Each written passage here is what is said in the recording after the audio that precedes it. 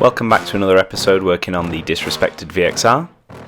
In this video we'll be talking about and showing you how to do the rear boost control solenoid delete. This is a controversial mod with a lot of facts and fiction out there on the internet, and we're going to hopefully clear up some of that for you today. The general gist of it though is to reroute the vacuum lines to bypass the rear boost control solenoid, and this allows you to have full boost in first and second rather than the limited power that you have on the stock map. So you've just seen the factory lines that we'll be removing. Now it's time to take a look at what you'll need. And all you'll need for this mod is 3mm internal diameter silicone hose. You can get away with really just a few feet, but I bought 5 meters for about a tenner off eBay. And you'll need a 3mm external diameter boost tee. The first step is to get the induction kit out of the way, just so we can get an easier reach down to the turbo. And then I'm removing both ends of this black rubber joiner from the OE diverter valve on the back of the turbo, the black circle with the nipple on it, and the plastic hard line that runs up to the back of the engine. This step is kind of optional because you're not changing the routing at this end, but realistically, if you've still got the stock setup on your car, that pipe is going to be 15 years old maybe, so it's a good idea to replace it with silicone just in case it's split, to give it an extra few years of life. So here's the finished product after I've cut a piece of silicone to length and just pushed it back on over the plastic hard line and the diverter valve.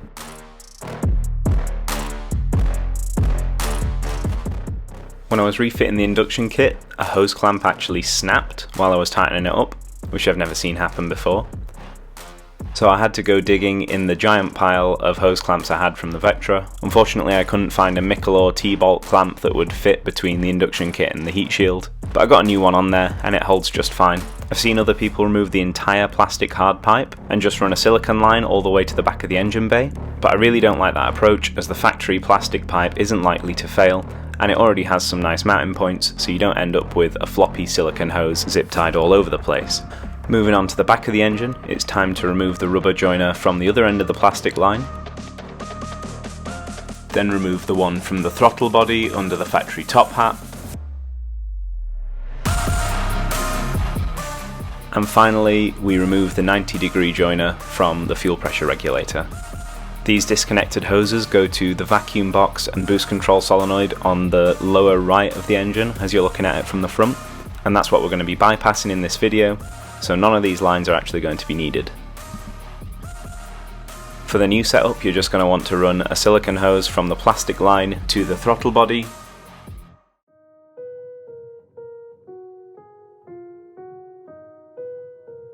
Then we're going to cut that somewhere in the middle so we've got space for our T. Connect the boost T in the middle with the open end facing towards you.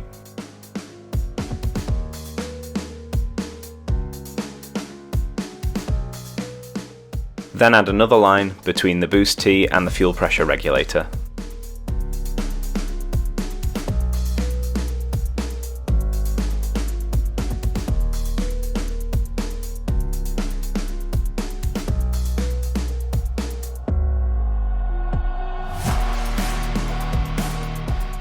After the first test fit, I trimmed a few of these down so that everything sits nicely in the middle. So here's the final setup with all of our new pipe work done.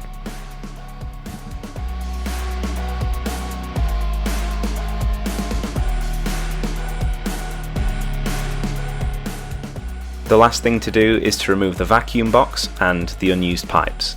There are 2 pipes connected to the front of the vacuum box, one of which is one of the ones that we just disconnected from the top of the engine. The other goes to the boost control solenoid, and then the boost control solenoid has a 3rd pipe which also goes up to the top of the engine. We're going to want to remove all of these. You might hear a little hiss when you remove one of them if your vacuum box isn't leaking, because there should be some vacuum stored in there if you've run the car recently. And we're going to want to leave the boost control solenoid plugged in and bolted to the car.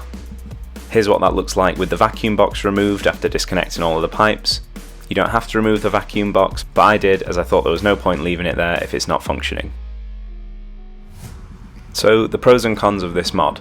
The first pro is obviously removing the boost limit in first and second. You could also see that as a con if your car can't put it down because you're not running good tyres or an LSD, or if you're worried about the risk of blowing your gearbox up with a bunch of hard launchers. In my opinion, this mod makes the car a lot nicer to drive in first and second, because the accelerator pedal is a lot more consistent with every other gear when you've got the same boost in all of them, and the car's not trying to control boost with both the diverter valve and the wastegate at the same time while you're at part throttle in first and second.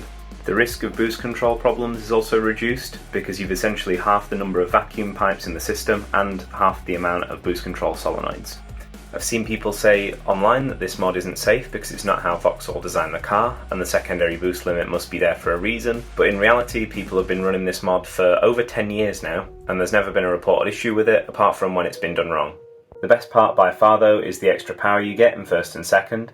The car pulls right to the limiter and doesn't feel like it's sort of been choked or limited anymore. Before the mod, the girlfriend's Cooper S used to pull away from me in first and second with supposedly 40 horsepower less until we got into third and the VXR would reel it in, but now I definitely don't think that would be the case as the VXR has significantly more power in all the gears, not just some of them. The only side effect I've noticed is slower diverter valve response, which makes sense because the rear boost control solenoid and vacuum box are supposed to store vacuum for quicker response when you lift off the throttle. However, this hasn't resulted in any more turbo flutter or compressor surge than the car had before the mod, just a more aggressive diverter valve sound. I don't expect this to impact the lifespan of the turbo and it hasn't caused the car to overboost in any way, but it does sound awesome, so I would honestly consider this a pro to the mod. To end the video, I'll leave you with some sound clips of the car after the mod, which I think sounds pretty awesome now. But remember to like, comment, subscribe, all that stuff. Hope you enjoyed the video, and see you in the next one.